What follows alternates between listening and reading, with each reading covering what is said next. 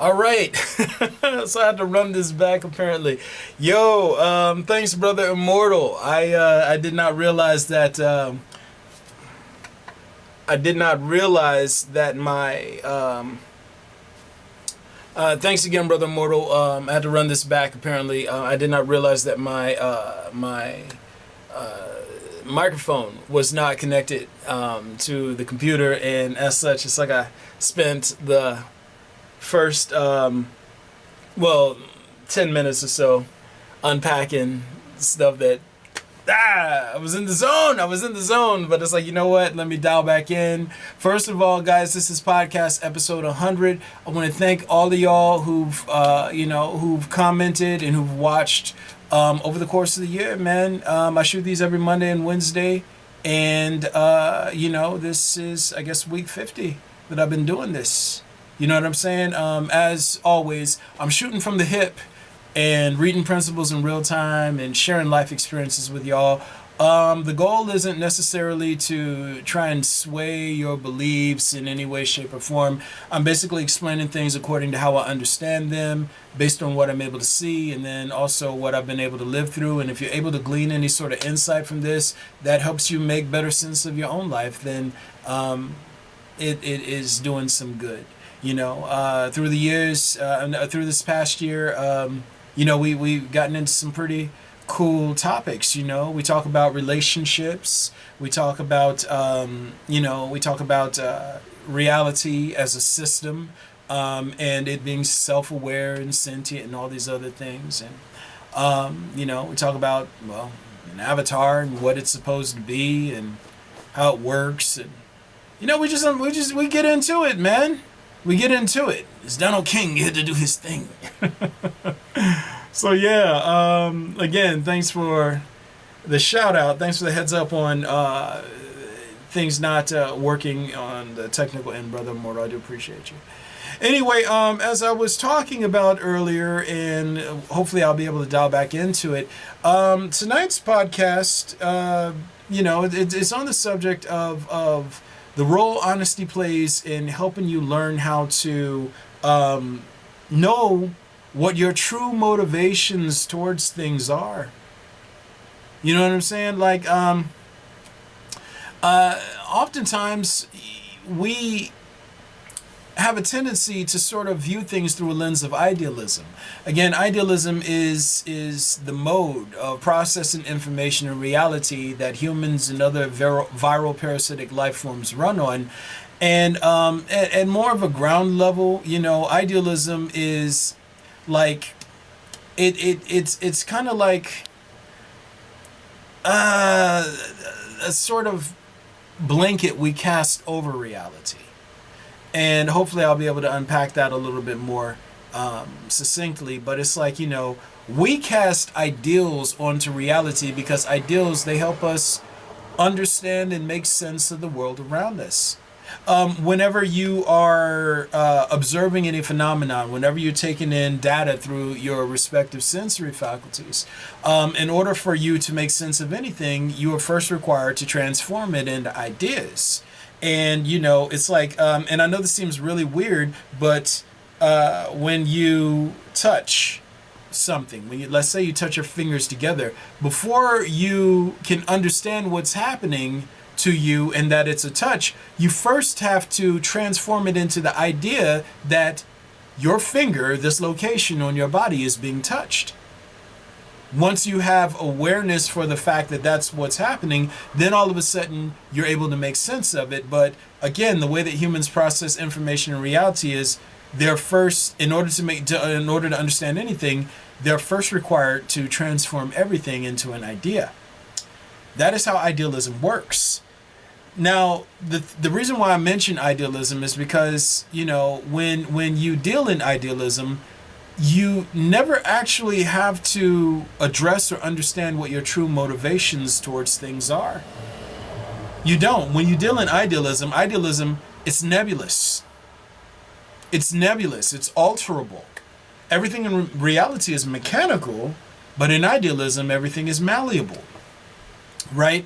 So if you don't understand your true motivations towards people and things, then it's like you can go around oftentimes confused, but even more than confused, you can go around misdirecting your efforts and and basically just living a disconnected, unaware, and unconscious life, right?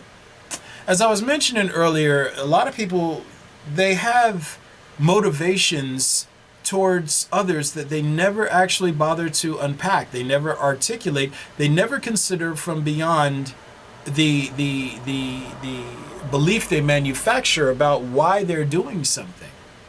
Okay, so for instance, there are a lot of people who don't like me. There are a lot of people who don't like me. And it isn't that they dislike me for a good reason. They dislike me because, well, a couple of reasons. One, the main reason they're probably going to dislike me is because a lot of the things that I say, basically I invalidate their life experience. I invalidate their inner story. I invalidate the systems of agreements that they make with themselves, and more importantly, the things that they recognize as authority. So, for instance, if a person has built their identity around, the institutional authority of science, and here comes someone who can get more accurate results than science without having to adhere to the systems and structures of science, at least as dictated by the institutional authorities, then someone who relies on science are going to be like, who does this guy think he is? He thinks he's better than the rest of us. Translation, he does not recognize the authorities I subscribe to, which goes on to become, he does not recognize my authority, which goes on to become, he is detracting from my value. He's stealing my perception of righteousness, which is basically my meal ticket, what I use to steer attention towards myself within the social construct towards consuming. Again, this is all mechanical. So if you're sort of looking at everything as a parasite and your number one priority in life is to consume, someone who comes along and says things that invalidate your identity, which is basically your meal ticket in society, they necessarily threaten your ability to survive. Which is why so many people dislike me. They dislike me because I invalidate their meal ticket. But because they never actually have to unpack it, because they never have to get into the actual mechanism behind it, and they're allowed to process everything at a cursory level and or through idealism, then it's like some people actually believe they like me when they don't. They don't know their motivations towards me, so they do little things to try to be injurious and subversive and like cowardly little shit to try to transfer their inner rage into me. Right? Because they don't have the bravery to sit with their emotions and unpack them long enough to say, wow, I really don't like that guy. I don't like him because, well, he makes me feel less valuable. He makes me feel less deserving. And that makes me think that maybe I'll be invisible and that opportunities and rewards I desire may not be steered to me. Because they never have to go through that process, they do little shit to try to be aggressive.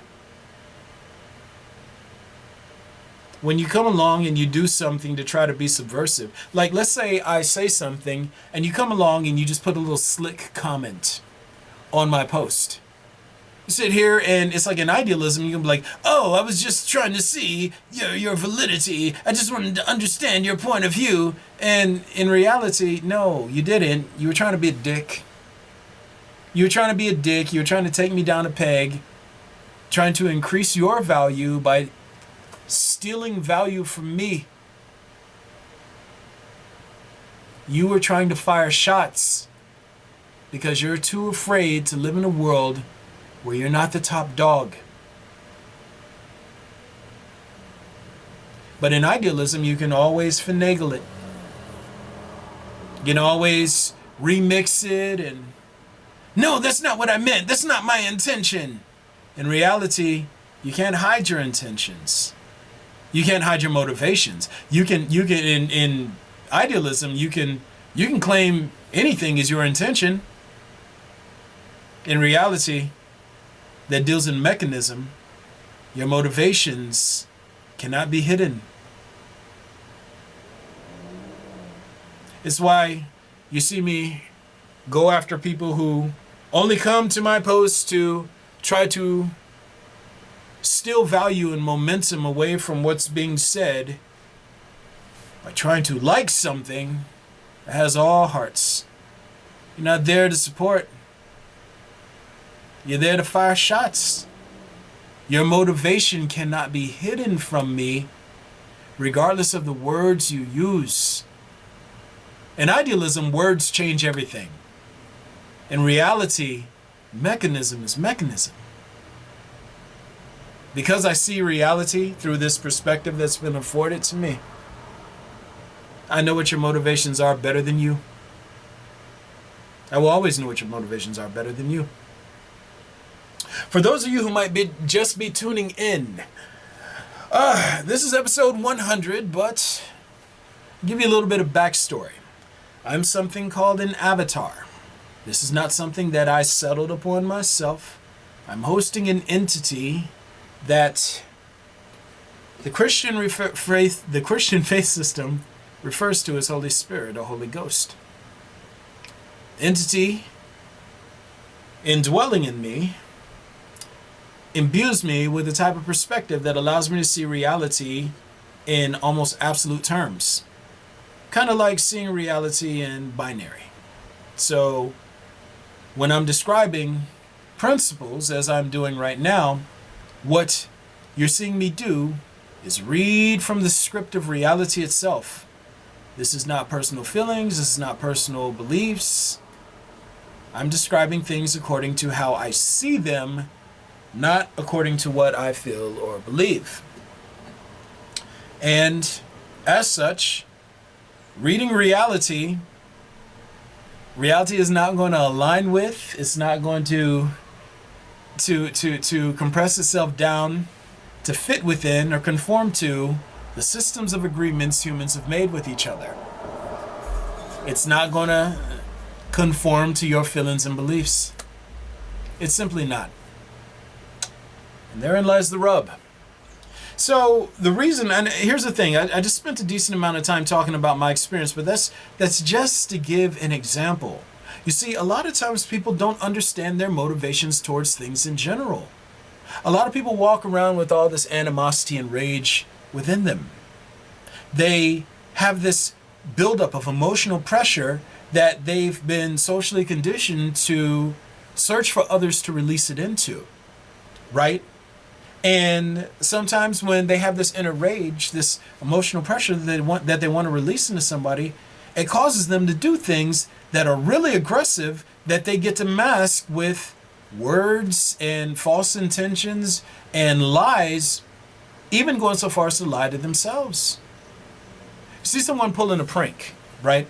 And this is something that I was talking about not too long ago. A prank, it is, for all intents and purposes, it's a very aggressive thing.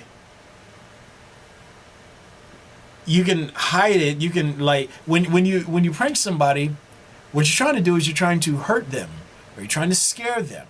You're trying to steal power from them under the guise of joking. So you want to humiliate them. And then you laugh, and then, you try to trend them into laughing, but in reality, the mechanism of what you just did was try to steal value from them so as to enhance your own value. You tried to injure them for your amusement and satisfaction, but when you claim that it's just a joke or just a prank,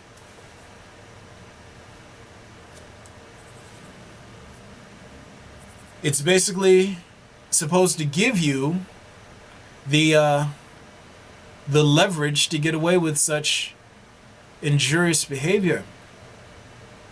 That kind of slipped away from me there, but we'll dial it back in. What are your motivations towards things?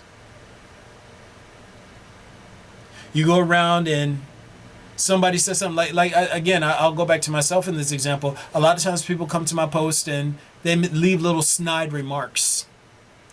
And when I go after them for being cowardly little shits, the first thing they try to do is change it. Oh, that wasn't my intention. Oh, you read it wrong. Oh, this is about how insecure you are. No, it's not.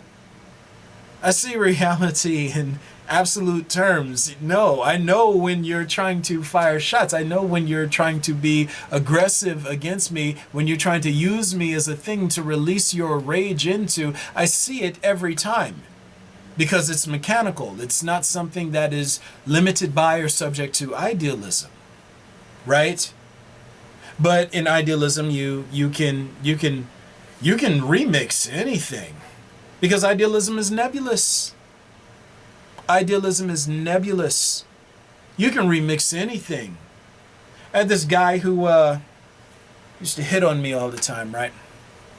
And I always wanted to be this person's friend because I thought they were cool. But, this guy, he always doing little slick shit, just trying to test boundaries with me, right? And it's weird. It's weird because it's like I never brought that energy to him. I'm always like, hey, you're my brother, you're my brother, you're my brother. All love, all goodness, because my motivations toward him are pure. But the funny part about it is this dude's motivations towards me were always based in competition. They were always based in competition. Like even when he was of the impression that he liked me, and for the record, I just want to make it clear, I am only in the ladies. So this is my guy. He's my friend. He's my brother. But it's like I'm 100% into women. Just that's what it is. Don't read anything extra in that. And I don't have anything against people who are not into women. I'm just saying that from my personal life experience, that's how I'm wired. That said, this dude didn't even like me as a person. Doesn't respect me as a person. Just wanted to acquire me. Wanted to acquire me so as to enhance, supplement their own self-perception, their own sense of self-worth. So you go to someone in a spirit of brotherhood, and they're coming to you in a spirit of competition, a desire to acquire you, a desire to dominate you, subdue you, make you an extension of their identity. Their motivation towards the interaction is very different from yours. What are your motivations towards things? What are your true motivations? Like, and this is the thing, like, so someone asked me a question on one of my posts today, right? The gentleman was like, he asked the question, and I'm see if I can remember it verbatim. I may not, but he said, can pride cause people to advise others or something like that, right? And how I responded to him was, it really does boil down to the person's motivations. Like, if you are giving advice to others because you genuinely want to help them, and or you have experience in an area that they don't, or you have an expanded perspective, or even for that fact a higher intelligence level, and you're able to process information and reality faster and sort of sift through scenarios in order to come up with likely outcomes for given paths of progress or certain choices and whatnot, then you offer advice to people because you want to assist them in expanding the perspective and worldview on the given issue, right? The difference is, it's like if you are motivated to go to others with advice because you want to control them, or you want to impose your will on them, or you want to basically get them to edify your view, the value of your view and experience and whatnot, then you go to them with pride. If pride is what's motivating you to interact with others, then you're always going to do so from an air of elitism.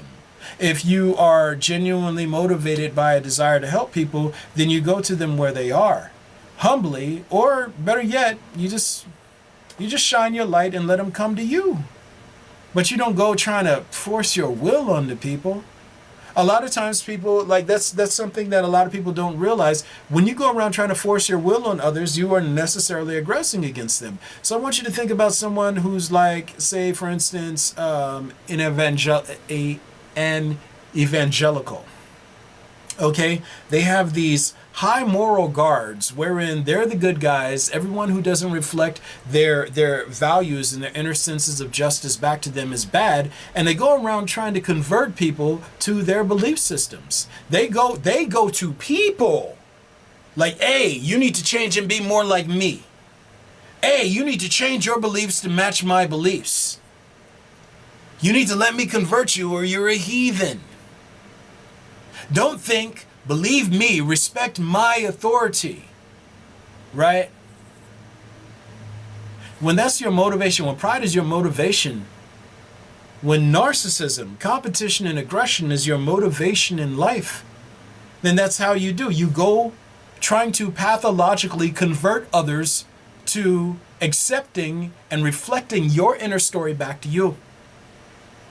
You try to make carbon copies of yourself, much in the same way the Smith character from the Matrix series in parts 2 or 3 was just going around pathologically converting others into different versions of him. Not different versions, replicas of him.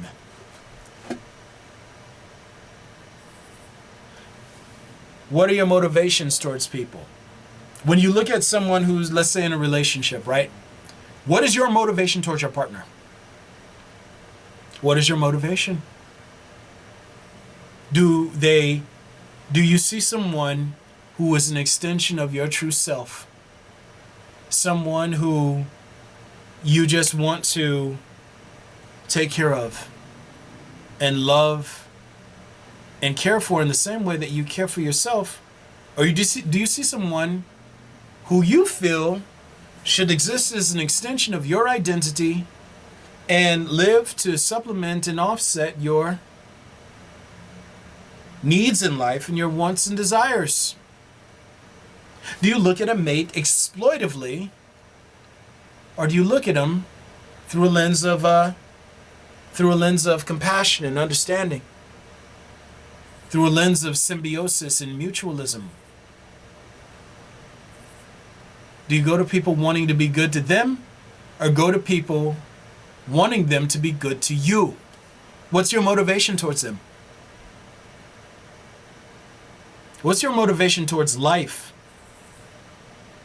Do you want to assist in the flow of life? You want to make things better around you in the world? Or do you just want to benefit from life? Do you think parasitically? What is parasitism? Parasitism is a symbiotic, non-mutual relationship between individuals, species, or groups wherein one party lives and benefits at the expense of the other. Are you motivated towards reality and others through a parasitic mindset wherein everything comes to you in your benefit? Are you competitive, narcissistic, and aggressive, and thus greedy, which is the overtone value? Or are you motivated towards life and reality and others by a spirit of mutualism? Are you motivated by compassion and desire, and not desire, motivated by compassion and goodwill and desires to uplift others and to see things to a state of betterment?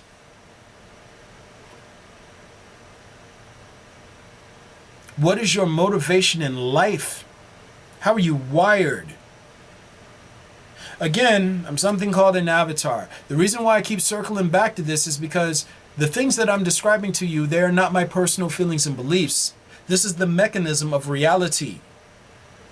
I can tell off the bat, who is wired and geared towards parasitism and or corruption, and who is working their way from that parasitic outlook into a state of neutrality and hopefully towards positivity, being in sync with the system of reality itself. What's your motivation in life? Are you seeking to benefit at the expense of everything? Are you trying to provide benefit?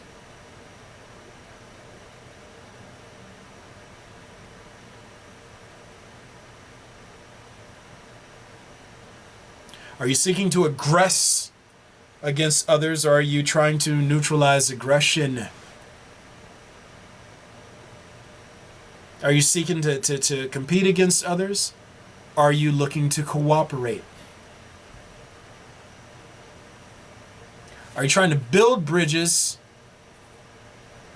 or strand people on the other side of bridges that you've burned after you took all the value from them?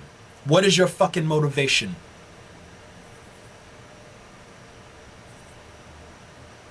Again, in idealism, you can remix shit. You can say, hey, oh no, my motivation is, we're the good guys. Our motivation is to help them. How many times you heard America do that? We're going to go over and we're going to free them from tyranny. Just to go and drop bombs on them every day.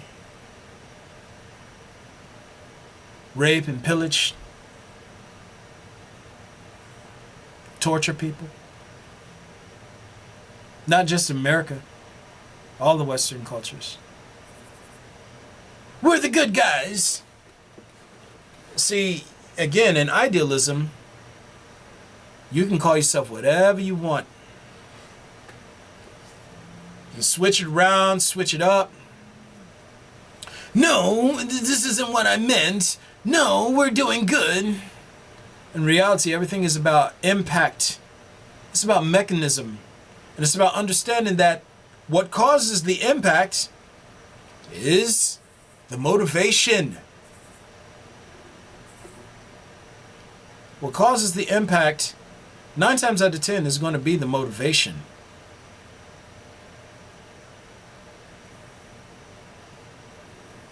Your feelings, your beliefs, your assent, your agreements are not needed in order to surmise that. It's mechanical. Every time someone comes to me trying to be aggressive, I know they're trying to be aggressive, even if they don't. Why? Because I understand how things work in reality, not idealism. I see how things work in reality, not idealism. I know your motivation's better than you. I know your heart and your mind better than you. And the funny part about it is, even though I have that, if you want to call it, advantage over you, my goal is not to weaponize it against you or to take advantage of it. It's to shine a light on what you can't see, because through no fault of your own, through the socialization process, you were trended into approaching life in this way. You were taught to be a narcissist. You were taught to be competitive. You were taught to be aggressive. You were taught to think in terms of scarcity. And it takes someone who maybe isn't motivated towards life in the same way as you are to help you see that that's not your only option. There is symbiosis. There is mutualism.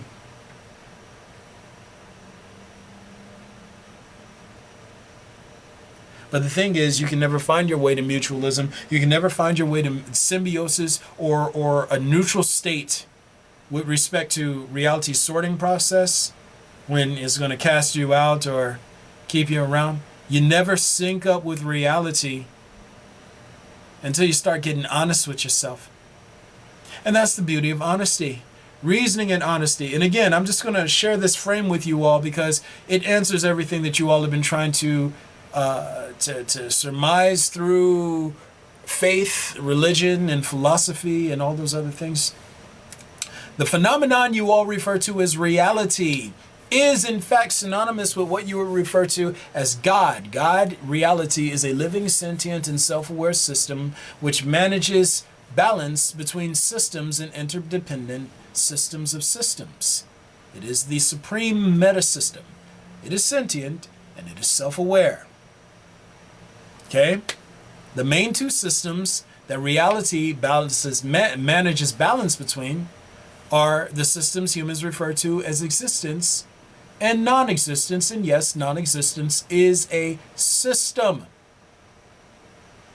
You can't conceive of it through idealism because idealism is fundamentally lacking.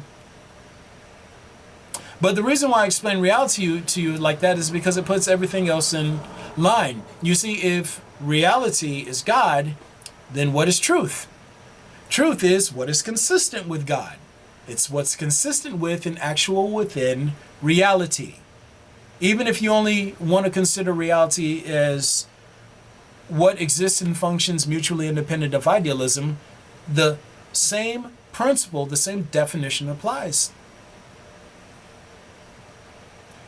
Truth is what is consistent with and actual within reality. Which brings us to what? Honesty. What is honesty? Honesty is the individual's will and effort to recognize and sync up with reality. What is reasoning? Reasoning is using the mental faculties to suss out what's most consistent with and actual within reality. What is intuition? Intuition is a sensory faculty that connects you to the system of reality, which expands your sphere of awareness beyond the limits of the mortal coil. When you're aware, when you are intuitively motivated or intuitively connected to reality, you understand what's coming before you see it. The system of reality says step left. You step left, and then all of a sudden, the boulder that was crashing down misses you by that much. And you're like, how did I know? The system of reality was like, move. Unfortunately, humans operating on idealism and operating by way of desire, or as motivated by desire to consume, their faculty of intuition is all but eroded. So it only comes through in spots. But the reason why it's important to understand that is because the more you practice reasoning and honesty is the more you engage and reawaken your faculty of intuition. It gives you sight beyond sight. And you know what's really cool? Once your faculty of intuition is really engaged, you get to see yourself and what you're doing from outside your experiential vantage point.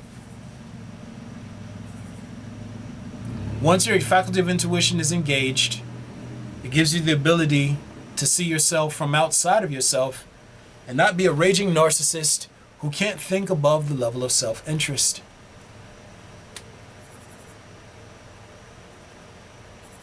Yeah. But when you are dialed into the parasitic mind, you think corruptly. When you think corruptly, you are motivated by consumption.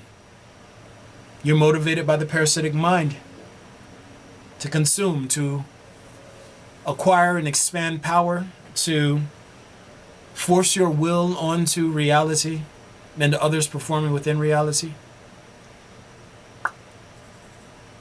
Yes, sir. Yes, sir. That's how it works at a mechanical level.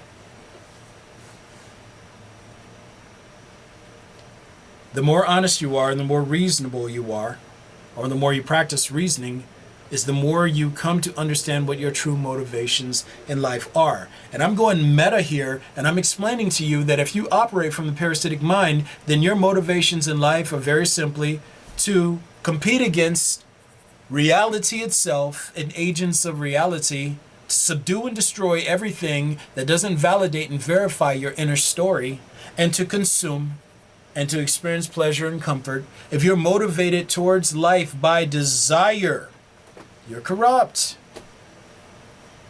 It's not subjective. if you're motivated by the desire to acquire power, if you're motivated by the desire to consume unconsciously, if you're motivated by the desire to force your will onto others and or make things fit with and conform to your inner story and your inner sense of justice, then you are corrupt. This is all based on the exact same things Jesus taught in the gospel scriptures. This is the expanded version though. If you're motivated by pride, you are corrupt. It's not subjective. In idealism, everything is subjective. In reality, everything is mechanical. Your personal feelings and beliefs have nothing to do with it. Your pride, fuck your pride, has absolutely nothing to do with it. Reality doesn't sit around like, oh shit, let me get the sign off from humans in order to do what I do. Y'all have actually gone so far as to convince yourselves via the theory of solipsism that reality itself emerges from the imagination and or emerges from perception. It's one of the most ridiculous notions ever. I mean, it's just dumb. It's fucking stupid. You came after reality. You were born into reality. You're not even older than the planet Earth. If Earth had to be here before you, then how the fuck is reality emerging from your imagination? If you had to be born, you had to be from an egg that was fertilized inside of a womb. You had to emerge from that in order for you to be here now. How the fuck is reality emerging from your imagination? This is what narcissism does to humans as a species. Narcissism makes you a dumb species. It really does. Because you convince yourselves you have powers that you don't. You convince yourselves that you have value that you don't. What is anthropocentrism? Anthropocentrism is the view and belief that humans are at the center of everything. Anthropocentrism has found its way into science. It's found its way into theology. It's the basis of theology. It's found its way into maths and what is considerable and acceptable at the institutional level. It makes you dumb. Again, and narcissism is synonymous with pride. Pride makes you stupid. Pride will make you look at someone who is exponentially more intelligent than you. And like, oh yeah, no, they're subject to me and my sense of authority. Oh no, they're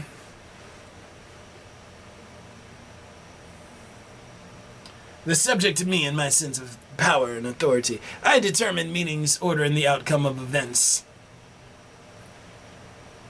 Reality, ability is ability.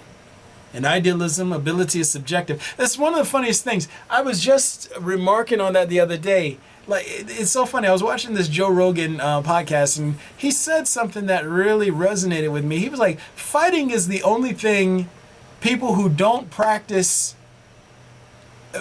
feel that they can do. No, fighting is the only thing that people feel they can do without training to fight, without practicing. And if we were having a conversation, I would be like, no, thinking is also something people believe they can do without training. They think that people believe that they're elite level thinkers without ever spending any time doing critical analysis on anything. Without ever challenging their inner stories, without ever challenging their worldviews. They think that they're smart for simply existing. It's the dumbest shit I've ever seen in my entire life. They sit here and they'll come across a person who is literally a genius, and I'm not even referring to myself in this instance. They'll come across a genius and they'll think that they are who awards the genius the title. Not ability, Their valuation is what gives a genius, makes a genius a genius. It's ridiculous. Oh no, they're cool. They're no Einstein.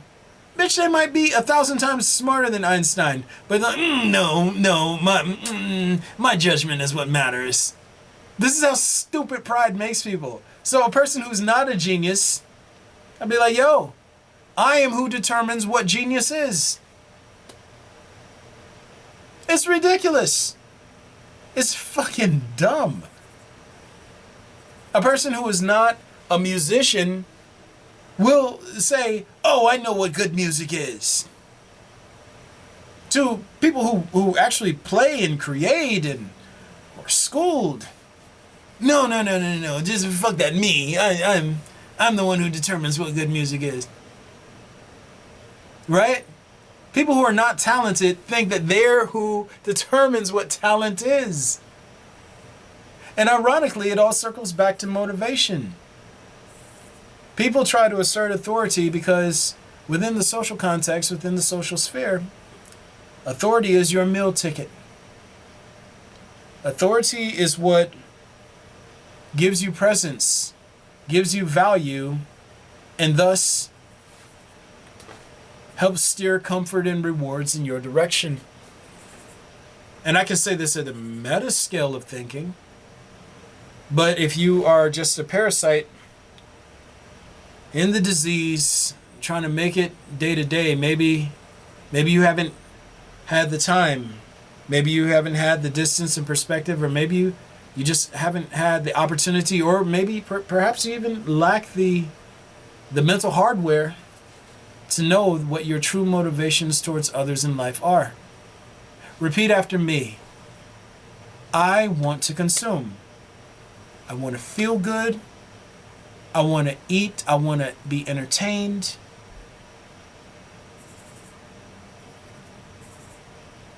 I want to feel good. I want to eat. I want to be entertained.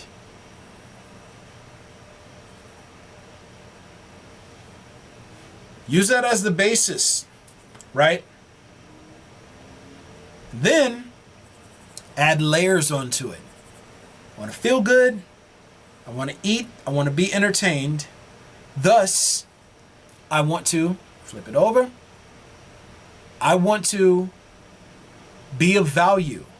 I want to demonstrate value to people around me so that others view me favorably and they steer resources in my direction.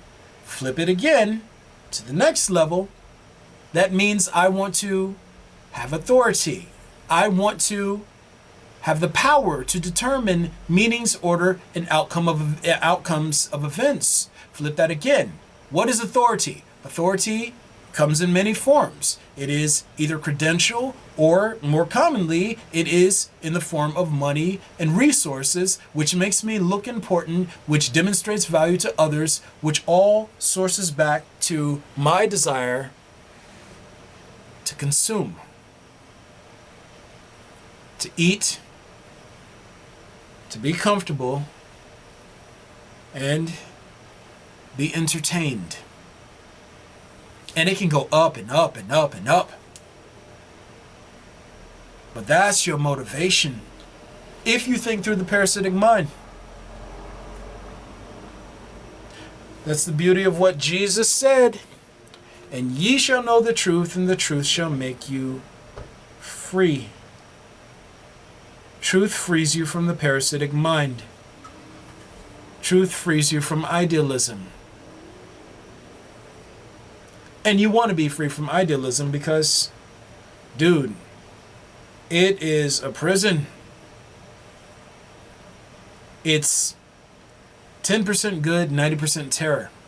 Which is why people who are in these positions of social power and affluence, they do the most to amass power, because even though their freedom comes through idealism and they're able to manipulate the masses and take for themselves, they also have to deal with idealism, and they want as many escapes from it as they possibly can acquire.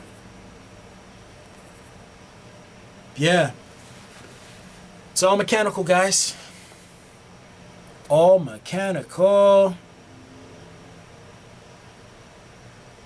You think you're doing this because whatever reasons you manufacture in your and ideals you manufacture in your mind, but no, this is biomechanical.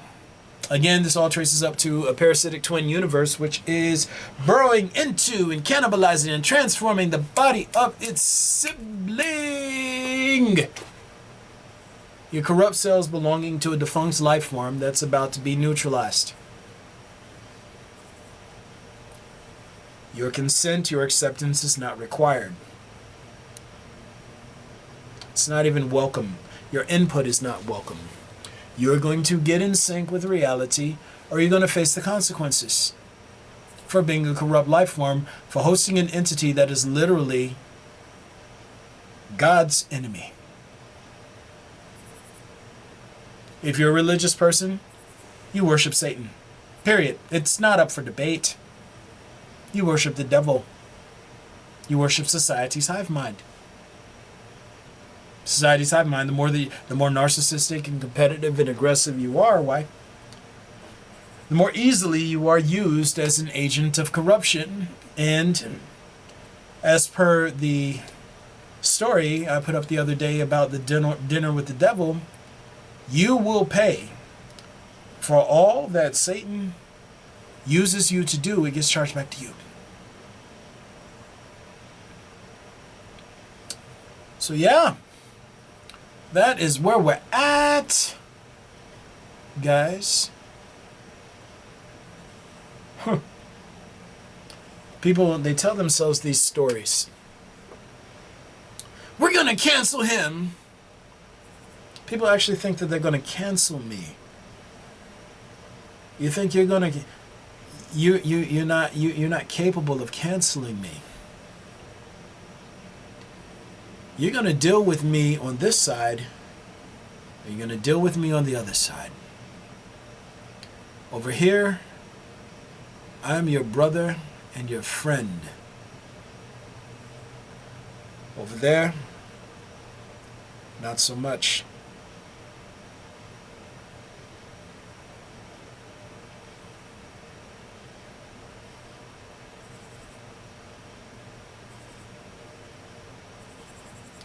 Pride to get you in trouble, guys. Idealism runs on it. Pride makes you think that you're capable in ways you're simply not.